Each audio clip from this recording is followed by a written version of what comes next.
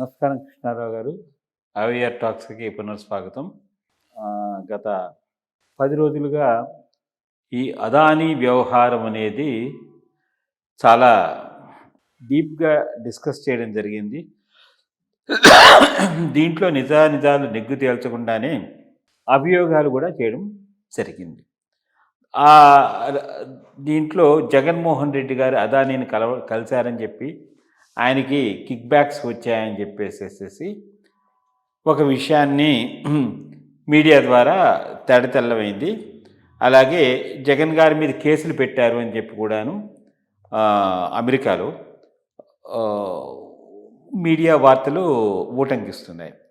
దీనికి స్పందిస్తూ నేను జగన్మోహన్ రెడ్డి గారు ఏమన్నారంటే, అసలు అమెరికాలో నా మీద కేసులు ఎలా పెడతారు, అలా అయితే నేను కూడా ఇక్కడి నుంచి మరి అమెరికన్ ప్రెసిడెంట్ మీద కూడా కేసులు పెట్టడానికి అవసరం ఉంది కదా, నేను చేసిన మంచి పనికి శ్లాఘించడం కాకుండా నా మీద నిందలు ఎందుకు మోపుతున్నారు? నేను నిరంతరాయంగా ఏదైనా ప్రాజెక్ట్ కమిట్ కావాలనంటే నిరంతరాయంగా పవర్ సప్లై చేయాలంటే ₹2.80 ఎంతకో నేను చక్కగా చేశాను, అదంతా ఉంది. ఇప్పుడు ఈ ప్రభుత్వం కూడా దాన్ని వ్యతిరేకించలేదు. సో నాకు వచ్చినట్టు ఎక్కడైనా ఎస్టాబ్లిష్ అయిందా అని చెప్పి ప్రెస్ మీట్ ద్వారా చేసి అందరినీ కొంచెం ఎదురు ప్రశ్నలు వేశారనమాట. అది దీంట్లో నిజాలు ఏమిటి, దీని మీద మీ స్పందన ఏమిటి? ఒకటి, ఈ ఎల్లో మీడియా, ఎల్లో యూట్యూబ్స్ కనుక చూస్తే అదుగదుగో వచ్చేశారు, FBI రేపు ఎల్లుండో జగన్ అరెస్ట్ చేస్తుందన్న స్థాయిలో వీళ్ళు ఈ మొత్తం అంశాన్ని తీసుకుపోతున్నారు. బ్లూ మీడియా చూస్తే అసలు మాదేమీ సంబంధం లేదు, మేమేమీ చెయ్యలేదు, అనవసరంగా మా మీద అభాండాలు వేస్తున్నారన్న లెవెల్లో వాళ్ళు బిల్డప్ ఇచ్చుకుంటున్నారు. ఈ రెండింటిని పక్కన పెట్టి ఇష్యూ బేస్డ్గా ఆలోచిద్దాం. ఫస్ట్ అమెరికా రోల్ ఎంత ఉన్నది అనేది ఆలోచిద్దాం. అమెరికాలో అసలు ఇష్యూ ఏంది? అమెరికాలో ఇష్యూ, అమెరికా దేశంలో అదానీ ఫండ్స్ను రైజ్ చేశాడు. ఆ రైజ్ చేసినటువంటి ఫండ్స్ వాడిన ప్రాజెక్ట్లో కరప్షన్ ఉంది. సో ఈ రైజ్ చేసిన ఫండ్స్ కరప్షన్ కోసం వాడబడ్డాయి. అందుకని అదానీ మీద అభియోగం. దాంట్లో ఆంధ్రాలో 1750 కోట్లు సివిల్ సర్వెంట్స్కు వీళ్లకు వాళ్ళకు ఇచ్చారని పేర్కొంది. అమెరికా వరకు జగన్ నిందితుడు అయ్యేటటువంటి అవకాశం లేదు.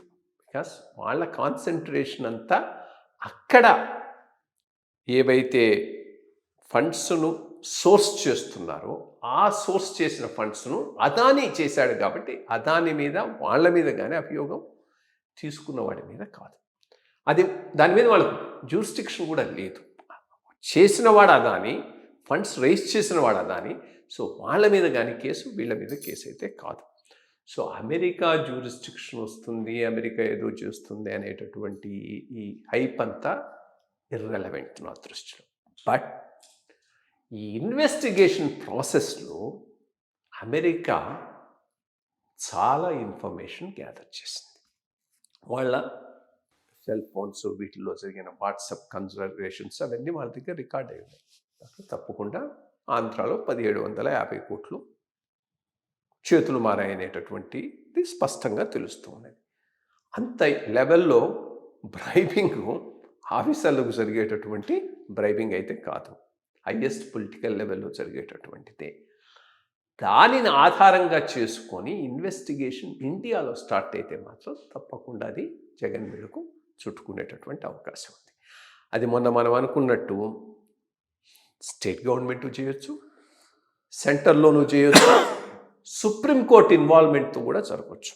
జరిగితే ఆ అమెరికా దేశంలో వాళ్ళు గ్యాదర్ చేసిన ఎవిడెన్స్ను వాళ్ళు షేర్ చేస్తారా, ఆ ఎవిడెన్స్ బేస్ చేసుకొని వీళ్ళకి నడపడానికి ఉందా, అదొక క్వశ్చన్ మార్క్. బట్ అది లేకపోయినా కొంత లీడ్ వచ్చింది కాబట్టి ఆ లీడ్ను బట్టి వీళ్ళకి ఇన్వెస్టిగేట్ చేయటం మొదలెడితే తప్పకుండా ఎక్కడో చోట లింక్ దొరుకుతుంది. లింక్ దొరికిందంటే ఫిక్స్ అయిపోతాడు. సో అందుకని అమెరికా దేశంలో కేసు నడుస్తుంది, దాంట్లో ఇతని మీద యాక్షన్ అవుతుంది అనేటటువంటిది కరెక్ట్ కాదు. బట్ దానిని బేస్ చూసుకొని ఇండియాలో కేసులు అన్నాయి ఈయన మెడకు చుట్టుకునే అవకాశం అయితే ఉన్నది. అది ఈ కేసులో జరగబోయేటటువంటి ఫ్యూచర్ నా దృష్టి.